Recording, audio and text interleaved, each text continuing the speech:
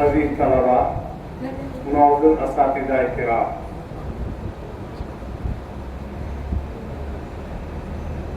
Time بہت ہو گیا ہے اور آپ حضرات کو کھانا بھی کھانا ہے۔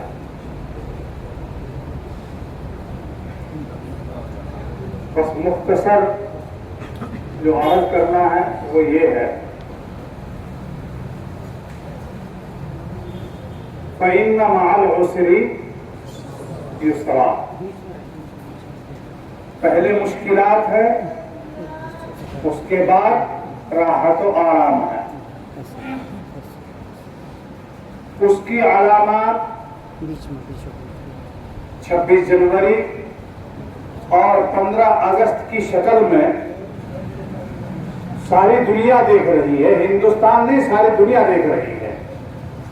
بچوں نے ابھی تفصیل سے بتایا، شروع میں مفتی ایوب صاحب نے بتایا، تمام نے تفصیل سے بتایا ہے کہ زمین ہماری، زمیندار وہ ہیں، ہمارا ملک ہے، ہم اپنے ملک میں نوکر کی طرح رہ رہے ہیں۔ تو اب اس ملک کو اپنے قبضے اور کنٹرول میں لینے کے لیے چاہے کسی نے سینے پر گولی کھائی ہو، چاہے اپنے کنپٹی پر گولی کھائی ہو، چاہے پھانسی کے پھندے کو چوما ہو یا کچھ بھی کرا ہو، یہ ساری مشکلات پہلے اٹھائی ہیں اور آج ہندوستان میں اطمینان کا سانس سارے ملک کے باشندے لے رہے ہیں۔